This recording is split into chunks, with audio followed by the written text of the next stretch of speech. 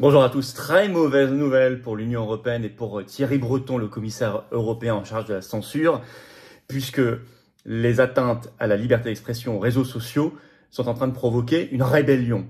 Et on le voit bien au Brésil, qui est un laboratoire d'interdiction depuis quelques jours du réseau social X.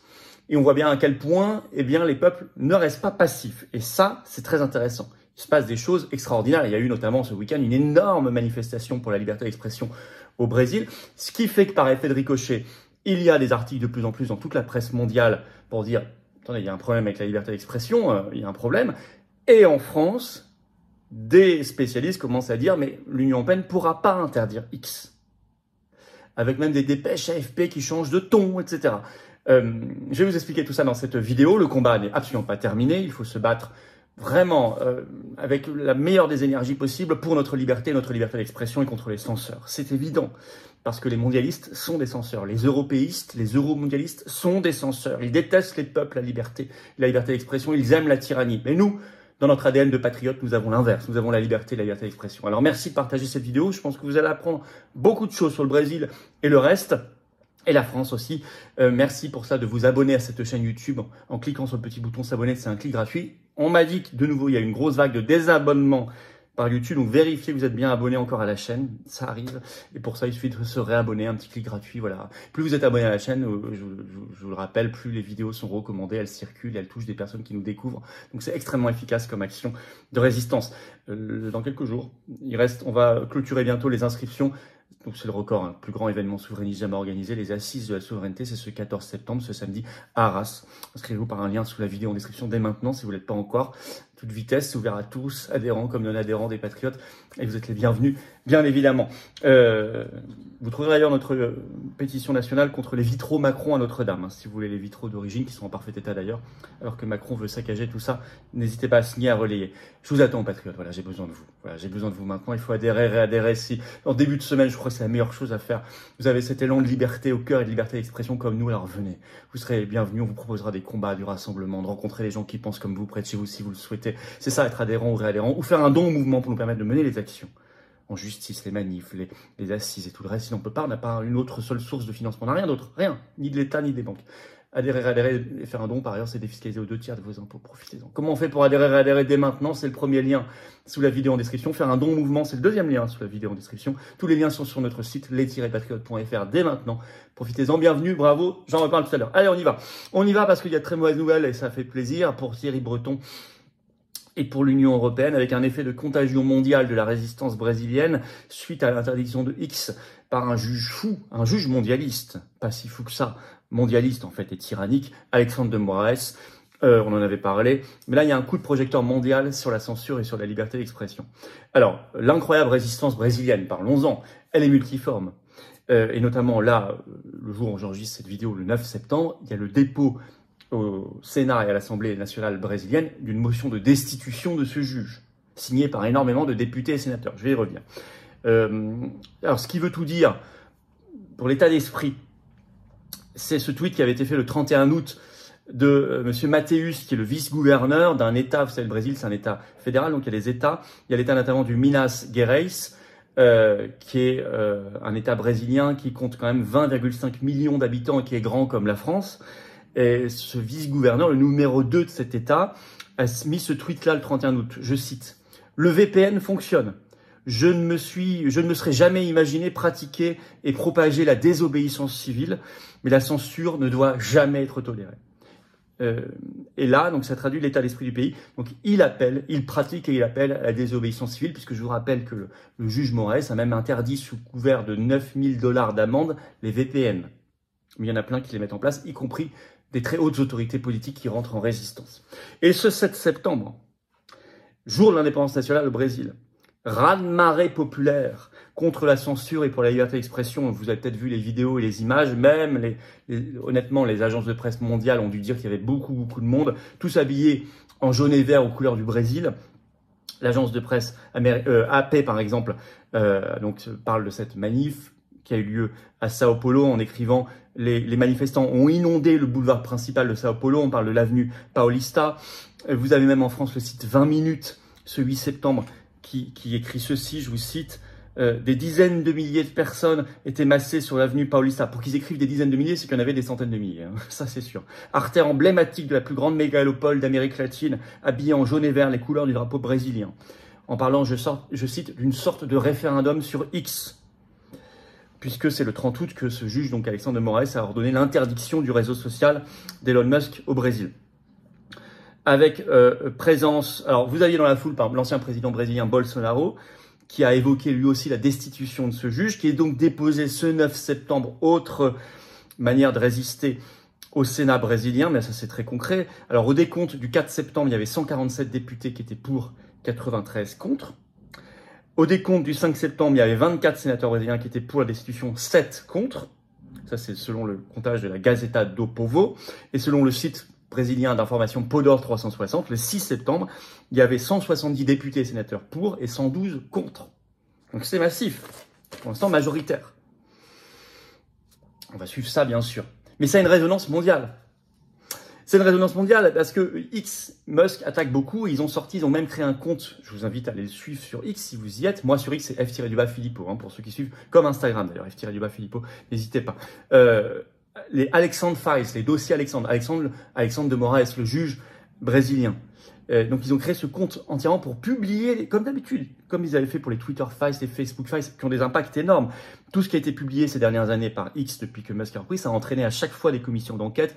Les aveux de Mark Zuckerberg récemment, ça vient de là, les Facebook Files. Bon là, ils publient les mails, les documents, les Alexandre Files, en toute transparence, pour montrer que les ordres de ce juge sont illégaux.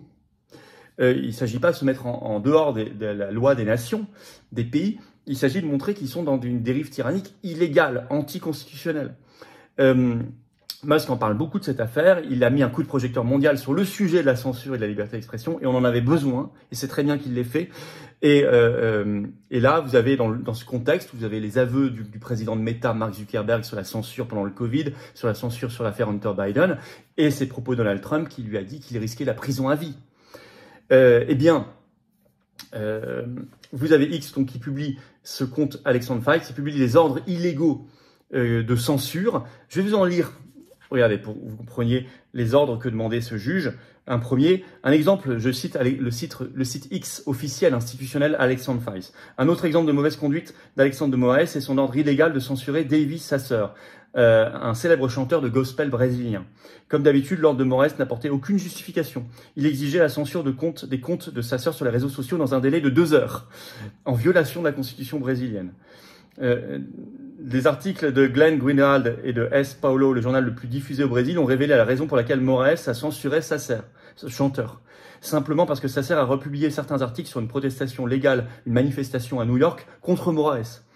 Même les propres conseillers de Moraes se sont opposés à ce décret illégal. Cependant, ils ont reçu pour instruction de procéder à l'ordre de censure, car tel était le souhait du juge Moraes.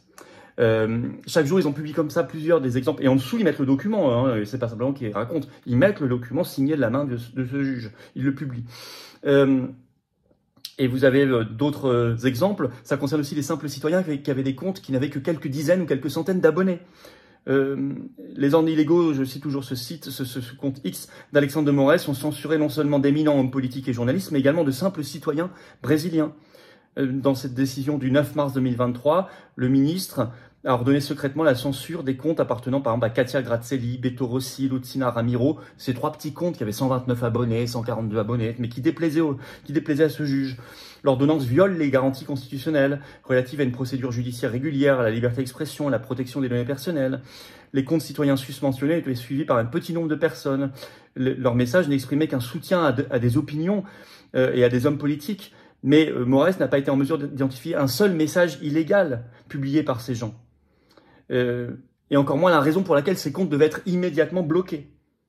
Très probablement, ils ont été censurés parce que le juge Moraes n'était pas d'accord avec leurs convictions politiques. Moraes écrit ce compte prétend protéger la démocratie, mais censurer un débat politique est le contraire de la démocratie. Bon, voilà. La presse commence à bouger, des gros titres qui font l'opinion, mais en dehors du Brésil. Vous avez par exemple le Washington Post, vous avez The Economist. Washington Post, ce 4 septembre, son éditorial. Je vais vous lire juste le chapeau. Dans cette lutte pour la liberté d'expression, X de Musk a marqué la bonne position. La tentative irréfléchie d'un tribunal brésilien d'étouffer un discours controversé en ligne. Et ils écrivent dedans, Musk a raison lorsqu'il dit que la décision d'un juge brésilien d'interdire unilatéralement X qu'il possède de continuer dans le pays est une attaque contre la liberté sur Internet dans le monde entier. The Economist écrit le 3 septembre son soutien à X et à la liberté d'expression par rapport au Brésil en écrivant « La liberté d'expression devient une guerre culturelle ». Et on va la gagner cette guerre, Vous voyez le sous-titre de mon nouveau livre « Fini la comédie »,« Pourquoi l'oligarchie perdra la guerre qu'elle nous a déclarée ». Bon, voilà. Ça bouge donc, c'est très mauvais pour Thierry Breton et pour l'Union européenne. Il y a un effet de résonance et de contagion jusqu'ici. Vous savez qu'on est menacé par le règlement européen DSA de censure. Je vous rappelle que pas une seule eurodéputé français du RN à LFI, LR, PS, Verts, PCF, macroniste n'a voté contre ce règlement de censure au Parlement européen. Je vous le dis, il redit. N'oubliez jamais ça. Aux surprises, dépêche AFP ce 5 septembre reprise partout. Le titre, suspendu au Brésil, le réseau social X d'Elon Musk est aussi sur la sellette en Europe, mais tournure inhabituelle de cette dépêche, qui dit maintenant que l'interdiction de X par l'Union européenne est très peu probable. Merci les Brésiliens, bravo à toute la résistance, y compris en France, qui agite le débat de la liberté d'expression, de cette guerre culturelle contre la censure. Je cite un premier bout de la dépêche. Le règlement DSA prévoit la possibilité pour la Commission européenne de saisir un juge pour ordonner une suspension temporaire du service jusqu'à ce que cessent les infractions. S'il le faut, l'Europe n'aura pas la main qui tremble, avait averti à plusieurs reprises Thierry Breton. Il s'agit cependant d'un dispositif de dernier recours, seulement activable en cas d'infraction répétée, qui mettrait en danger la sécurité des personnes. J'espère que la Commission réfléchira très sérieusement avant de s'engager dans cette voie, car il est évident que cela aurait un impact extrêmement négatif sur la liberté d'expression et l'accès à l'information, a déclaré Jan Penfrat de l'ONG European Digital Rights, qui défend les droits des utilisateurs de services en ligne. Dans une dépêche AFP, ces gens-là n'étaient jamais interviewés dans les dépêches AFP. Et c'est pas fini, je cite toujours, une suspension de X en Europe est très peu probable, estime Alexandre de Stiel, expert du groupe de réflexion le CERF. Cela nourrirait selon lui les accusations de censure. Cette affaire va se finir devant la Cour de justice de l'Union européenne, prévoit-il. Pas beaucoup plus que ça. Eh bien écoutez, quel changement de ton par rapport au début de l'été. Courage à tous les résistants brésiliens. Vous allez retrouver votre liberté d'expression. Il ne faut rien lâcher, ni là-bas ni ici, car ça bouge. Le système mondial, je dirais le système mondialiste de censure, craque de toutes parts. Défendre la liberté, c'est s'organiser, c'est faire savoir tous ces combats, c'est les mener par tout moyen. Justice, manifestation. Et nous, les patriotes, on lâchera rien. Il y aura une table ronde notamment sur les médias et une autre sur les libertés à Arras ce 14 septembre. Vous pouvez vous inscrire par un lien sous la vidéo en description dès maintenant, tardez plus. Il faut prendre des VPN avant, par sécurité. Il faut se connaître. Il faut développer des réseaux indépendants. Il faut se suivre les uns les autres, se relayer les uns les autres sur nos réseaux. C'est pour ça que je vous ai donné mon compte sur X, F-Filippo, pareil sur Instagram. Et puis, il faut se connaître en vrai. Mais ça, j'insiste énormément. On va être 2500 à Arras. Se connaître en vrai. Pour échanger nos coordonnées, parce que si jamais, il faut parer à toute éventualité. C'est pas pour demain, Dieu merci, mais si jamais il y avait une censure réelle, nous, les réseaux, ils seraient activables parce qu'on se connaît en vrai. Très important et essentiel, l'humain. Voilà, merci de partager la vidéo. Si vous êtes d'accord avec tout cela, merci de vous abonner à cette chaîne YouTube par un petit clic ou réabonnez-vous. Il y a eu beaucoup de désabonnements par YouTube. Voilà, allez vérifier. Un petit clic gratuit sur s'abonner en dessous, ça s'abonne à la chaîne et hop, vous êtes abonné à la chaîne, ça fait que les vidéos circulent mieux. Merci beaucoup. Et puis je vous attends patriotes, j'ai besoin de vous. Si vous êtes d'accord pour le combat, si il vous tient à cœur ce combat pour la liberté d'expression, bah rejoignez tout de suite les patriotes. C'est le plus grand mouvement de défense des libertés, le plus grand mouvement souverainiste de France. J'ai l'honneur de le présider, mais j'ai besoin de vous et on a tous besoin les uns des autres. Ensemble, on fait rien, on fait tout. Ouh là là, séparés, on fait rien. Ensemble, on fait tout. Séparés, isolés, baisser les bras, on ne fait rien. On désespère et on ne gagne pas une guerre avec une armée de dépressifs, on la gagne. On le voit au Brésil, on le voit partout, face au reculade actuellement de la Commission européenne et de Breton. On est dans le combat, tous ensemble. Alors vous pouvez adhérer dès maintenant et je vous encourage à le faire en ce début de semaine. C'est la bonne chose à faire par le premier lien sous la vidéo en description. Ce lien est également en commentaire épinglé. Une petite fiche sur l'écran maintenant et dans quelques secondes un lien sur l'écran facile. Faire un don mouvement, c'est le deuxième lien sous la vidéo en description. Les liens sont tout le temps sur notre site par ailleurs, les-patriotes.fr, accessible. Et tout est défiscalisé aux 2/3 de vos impôts. Ça fait baisser votre impôt. Ça fait baisser votre impôt que d'adhérer ou faire un don au mouvement qui n'a pas d'autre source de financement par un centime de l'État ni des banques, rien. Or, on ne lâchera pas l'affaire, même quand ça coûte cher. Essayez de défiscaliser de vos impôts, ça veut dire que vous baissez vos impôts en adhérant, réadhérant ou faisant un don. Je vous invite à le faire. Bienvenue. Grand bravo aux donateurs, aux réadhérents. Bienvenue aux nouveaux adhérents patriotes. Vive la France.